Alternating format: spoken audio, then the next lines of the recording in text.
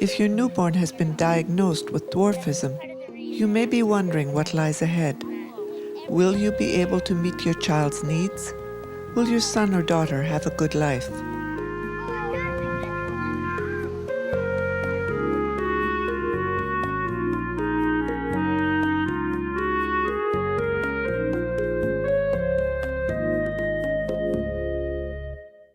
We were actually expecting a girl, right? Because we had an ultrasound in Aurelia, and they tell you in Aurelia, and it's about 95% sure, right? So we were pretty certain that we were having a girl. And that's what we really wanted, was a boy and a girl. So we were pretty excited. And we'd planned the pregnancy, and I'd gone in to visit my doctor ahead of time to say, you know what, we're thinking again, and this is a really important aspect of our life. So we just want to do everything right. That's right. We always planned to have two, so we went on to have our second child, hoping it would be a daughter. So we would have the millionaire's family, I guess they call it, one son, one daughter. So, and then we had Christina.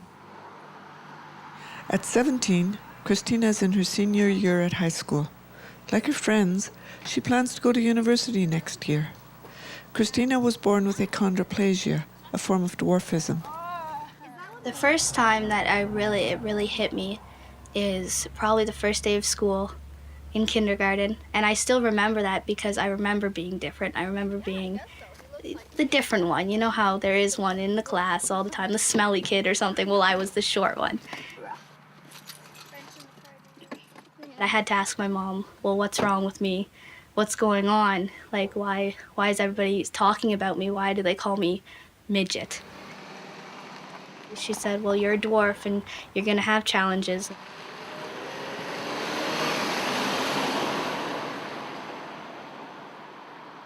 The doctor in North Bay, when he gave me the diagnosis and he was going through the textbook, he was using the term achondroplasia, and I didn't know what that meant. And I looked at him and said, are you telling me that my daughter is going to be a dwarf? And he looked at me and said, yes.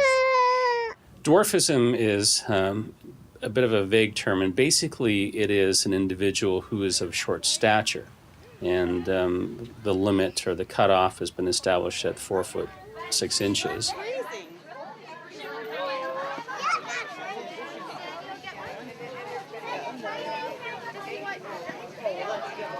There are over 150 different described forms of dwarfism, and they range in severity from very mild to very severe, and they have different forms of inheritance and different causes.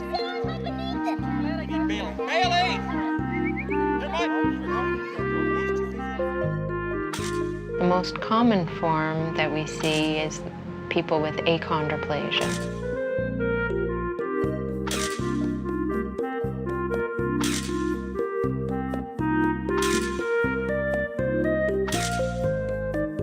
So it is important to try and obtain a diagnosis in the early stages and to understand which skeletal dysplasia we're dealing with so that you can predict what's potentially going to happen.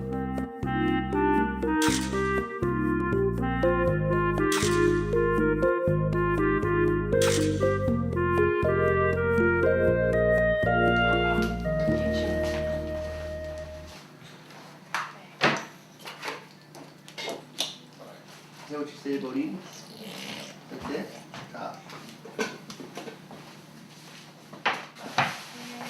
What does that mean? One of the problems she had was when we would feed her, she would throw everything back up because she had a hard time breathing and eating at the same time. So she wasn't gaining weight, so we went for a checkup, and the doctor diagnosed her with, it was a terrifying term, it was failure to thrive. So when he actually said it, I thought, oh God, does this mean she's going to die or what? So it was at that point that they sent us to Kingston General to, have a specialist, a pediatrician, have a look at her. And he was actually the one that, as soon as we walked in, he just looked at her and said, oh, she has achondroplasia. Yeah.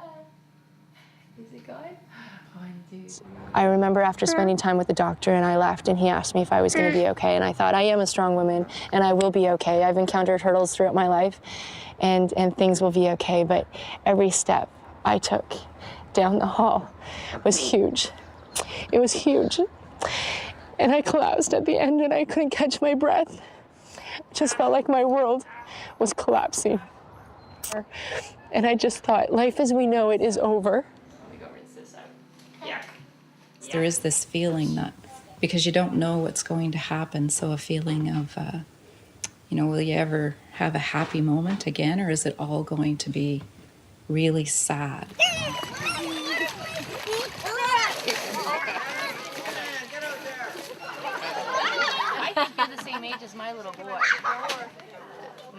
About 1 in 20,000 infants is born with achondroplasia.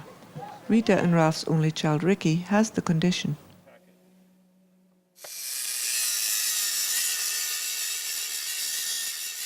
I think as a parent, you always think you're going to have the perfect child.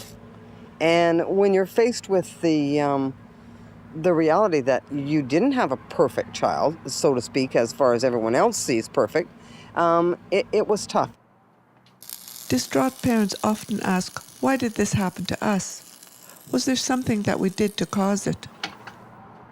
I had some inner feelings myself. What went wrong? Is it my fault? Or, how come it happened to us? And I guess we were looking for good information fast and it wasn't forthcoming.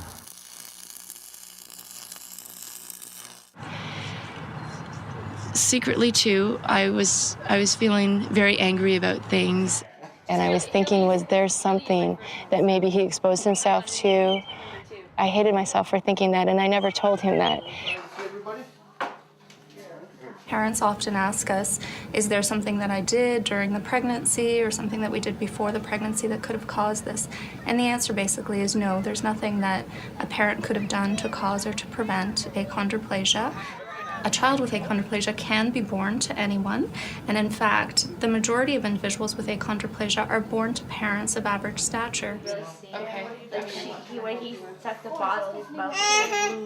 Kim had a hard time accepting the diagnosis. She clung to the idea that maybe the doctors could cure her daughter. I thought, okay, in this day and age, there's all kinds of medical miracles. What can the doctors do to fix her so that she is feeling or looking as normal as possible? So I thought that they could fix her. I don't know of any cure for it. Obviously, there may be someday, but we're talking about genetic engineering. There is the option of limb lengthening. However, it's a painful and risky process and not worth it as far as Ricky and Christina are concerned. I could go and do limb lengthening and that kind of thing, but I don't want to. Never, ever, ever will I ever get my legs lengthened. Just because I don't want to change me, I'm just going to grow up the way I am. Even if you do get the leg lengthening, you're still gonna look like a dwarf. Like, everybody's gonna know, oh, she got her legs lengthened. They're not gonna look at you and say, oh, you're average size. While Kim has accepted Haley's condition, she is still worried about how people in her community will react.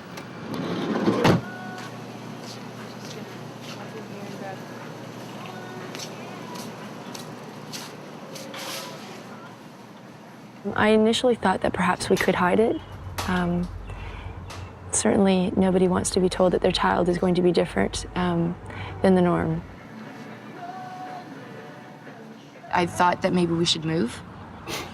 Yeah. Pick up and move. We're in a small community. Are we going to need to move to a larger city where different is more acceptable, in a sense, where Right. things that are not the norm are seen on a more regular basis? We decided pretty early on that we would stay in the same community until both our children finished high school. And one of the reasons was we did want Christina always to have a central group of good friends that, knew her through her whole life and stuck by her. We thought that would be really important to having good self-esteem, as an adult. Both Ricky and Christina have grown up with a circle of good friends. Being the shortest one in the crowd is something they have become used to. They also share another very special group of friends, thanks to the Little People of Ontario organization. As I bite into my finger. One of the reasons I started this organization with a couple of other young fellows back in the 60s was to help the people that seem to have problems in dealing with society around them and try and help them integrate and become more useful to themselves and to society.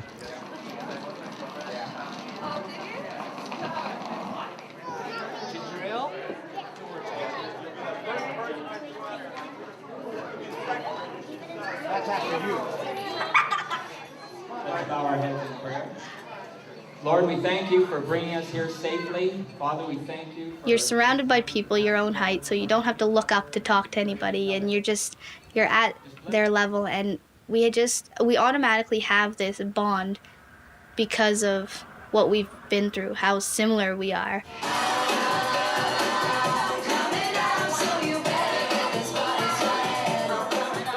For Kim and Chris, joining the Little People of Ontario was a turning point in how they felt about Hayley's diagnosis. At social gatherings and conferences, they had an opportunity to share their fears, get good information, and see for themselves what the future might hold for Hayley. I felt like I was feeling pretty good about Hayley and her future and everything else, you know. But still going there made me feel like, so I guess I wasn't really totally okay, because after leaving the conference, I remember feeling, you know, just like a weight had been lifted off my shoulders.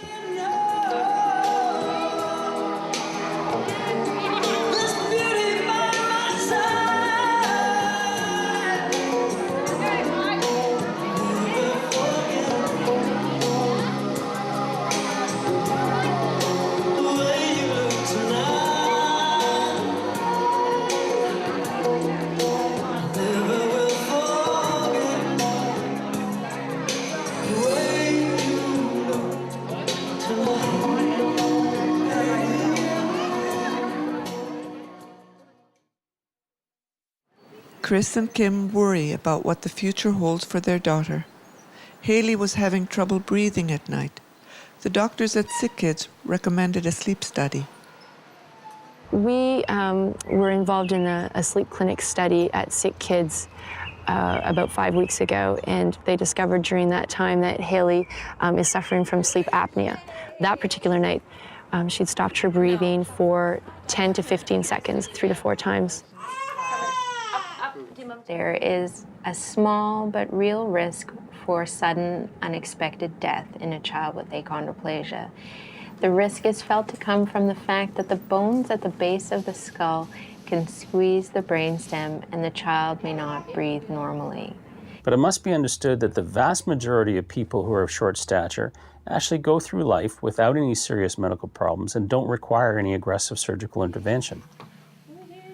In Hayley's case, her sleep study did show that she had some central apnea, so we went on to refer her to a neurosurgeon and to recommend an MRI.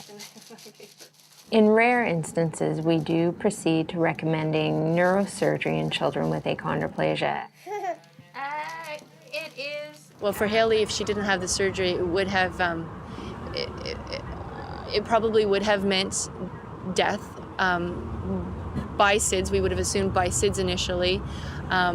She probably just would have died in her sleep, probably by the time she was 4. Hayley's surgery was a success. The doctors expect her to do well. The only difference will be that she, like other children with achondroplasia, will develop her motor skills more slowly. They will be delayed in a child with achondroplasia simply because they have a large head compared to their body size, and they have loose ligaments. So they will be later at learning to sit and learning to crawl. Woohoo! Oh, look at you show off. Look at you. I remember she wasn't speaking, and for a while I thought, you know, not only is she a little person, but she has some problems with her mental development as well. Children with achondroplasia should not be behind in learning language. It ended up that she couldn't hear. She needed tubes in her ears. She had a lot of fluid in her ears. And once we got that fixed, she started to make sounds and, started to speak. A big worry for parents is what to say when their child starts asking questions. What's wrong with me? Why am I different? We're running into that with our granddaughter now because she wants to grow up tall and she's going up against the door. I want to see how tall I've grown, and we gradually work it in. Well, it's not all that important how tall you are. It's what you got upstairs, how smart you are, and how you get along with people, and to learn to accept things, and don't be ashamed of being short. It'll be a problem for a while until she accepts it, and she will. I think we brought her up well enough and to be outgoing enough to cope with some of those situations that she would run in. Because sometimes, well, maybe more than sometimes, people can be very cruel. Even teachers at times. Even teachers, they would think, because she's short, maybe she's short on brains too. Unfortunately, many people, when they see someone has an obvious physical difference, assumes that physical difference is associated with a difference with respect to mental function as well, and that's not the case.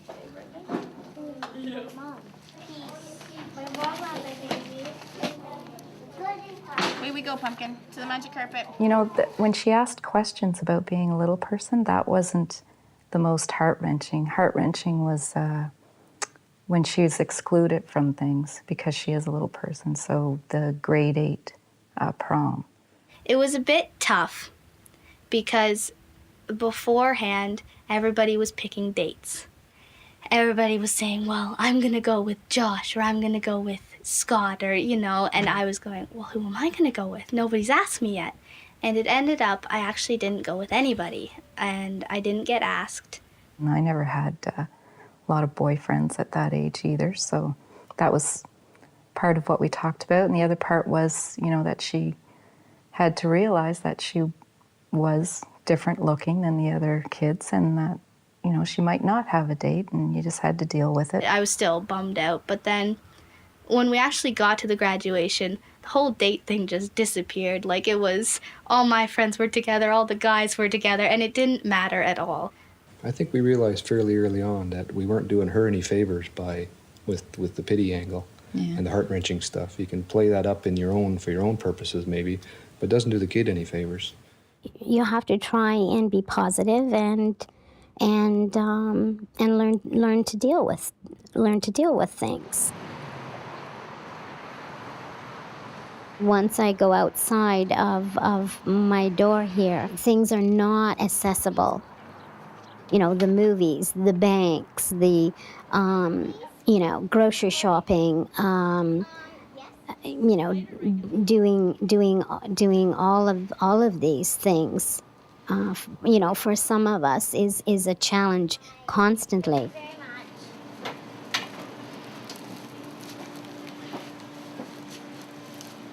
Out in public, little people may get stared at or teased.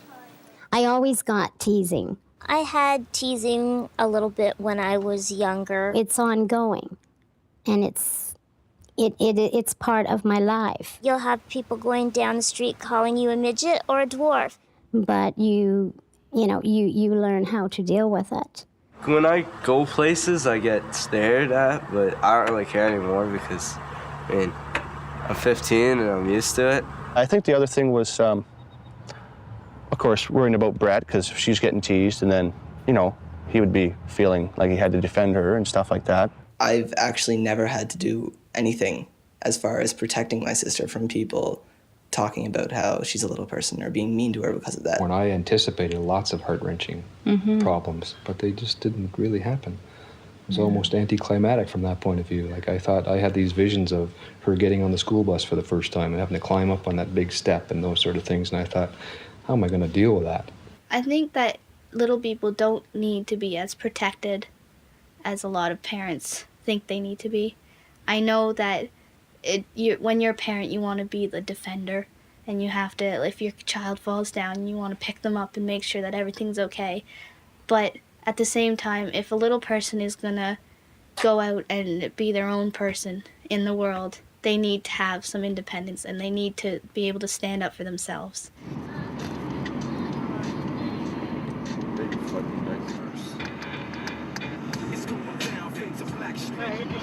I love driving. It gives me so much freedom and so much more independence and it changes you. So, because you can just get up and go.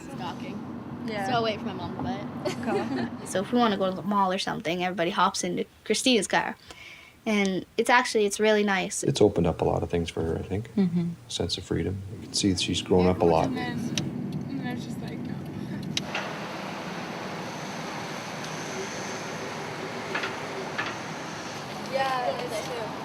The teen years are often the ones parents worry about the most. Will my child be popular? Will she feel good about herself? The popular media can make these years a lot more difficult when you don't fit the ideal image. I'd always thought that when you turn 13, you're a teenager then, right? You start buying the magazines with the boys and you start hanging the posters up. I was doing everything that everybody else was. Like, I wasn't saying, oh, I'm a dwarf, so does that mean being a teenager is different? No, it didn't for me. I was buying the makeup and looking silly and, and I just did everything that everybody else did. Ooh. It's nice because it's very subtle. I'd never look in the mirror and say, I'm ugly because I'm a dwarf or I'm anything like that. I don't look at it like that. I look at it like, yeah, I need to lose 10 pounds. I think she's beautiful, so just, do what you have to do to feel good about yourself. If it's exercising, if it's, getting the clothes that you like or putting stripes in your hair, then go do it and be the best you can be and feel good about yourself. All girls feel that pressure of having to look perfect, and it's hard, very hard, just because I'm the exact opposite of what's in those magazines. So you have to try to do it for yourself. Clothing was probably the biggest issue for her. I would do a lot of sewing for Sherry. We would go, and when she was younger, we would go and look at pattern books, and I was lucky that I could sew well enough, and we would take the fashions of the day, and I would alter them to fit her. When she was young, we could just go and sort of pick things off the rack, still in the children's department, and they would still fit. But as she got older, she wanted to have all the latest styles. Stretch, they're silvers, aren't they? Okay. It's huge size, but... Let's see. What do you think? They're nice. We're going after yeah, this. they fit pretty well. For you guys. They fit nice with that. Yeah, that was the lowest. No, They're actually not too bad. Yeah, they look really low, like nice. But I need low, because look how close they are. Oh, it's supposed to fit like that? Yeah. I mean, if you're not I think it's good. Those are really I really like them. I like the color. You like the length too?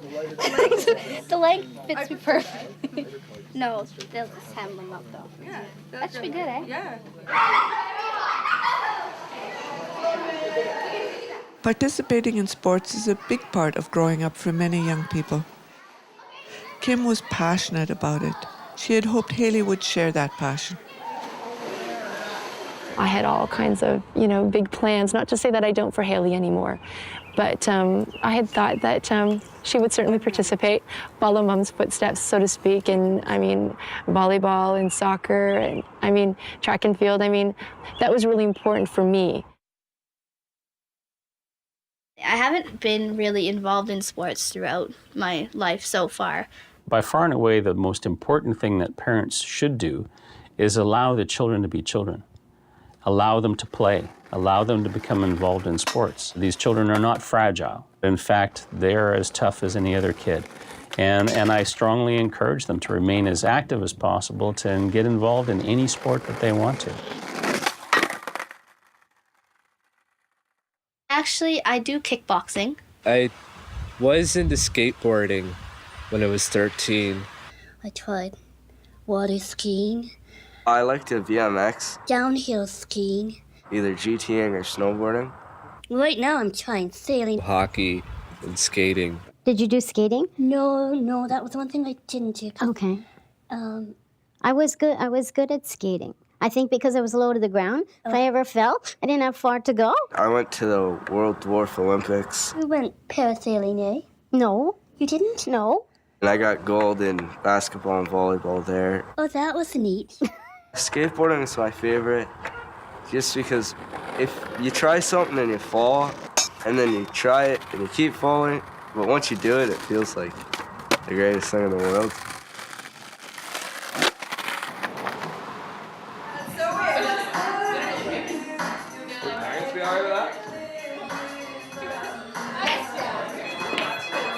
When it comes to dating, being a little person in a tall world can be very challenging. In 8th grade, when her friends started pairing off, Christina felt left out. Since then, things have changed for her. Are you coming over? All right. Yeah, it doesn't matter. Yeah. All right. Later. I've only had one tall boyfriend in my life as of now.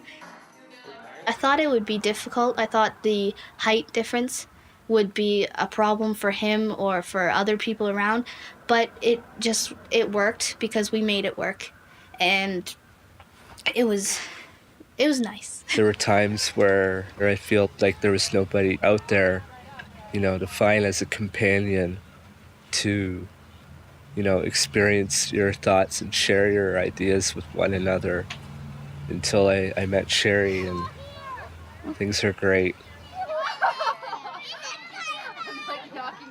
She's like, okay, I'm done. I actually don't know how it'll end up in the end, like who I'll marry or if it'll be tall or short, doesn't really matter. To Sherry, it didn't matter either. What she worried about was whether she would be able to have children. I always wanted to have children, and some people were leery because they weren't sure, to begin with, whether or not I would be able to carry full term. She has the one boy, Shane, who's 7 and a half almost, and then wee Sarah, she's 4, and she's her mother all over again. Blue and red. There you go. Little people of Ontario live successful lives and contribute to society despite the challenges of being short-statured. We've got doctors, we've got lawyers, we've got chiropractors. I mean, we've got me, a watchmaker, and there are jewelers in the organization. Every type of profession and trade. Secretaries, clerical. There's nothing that they, can't do if they don't want to put their mind to it. Well, I haven't sent it yet. I guess if there was one message, it's that it's been a million times better than we thought it would be when she was first born. Like, things have been so much better in terms of, her happiness and the things she's been able to do, and just us as a family too. I don't think about my dwarfism. I just think about being myself, being Christina, doing what I have to do to get along in this tall world.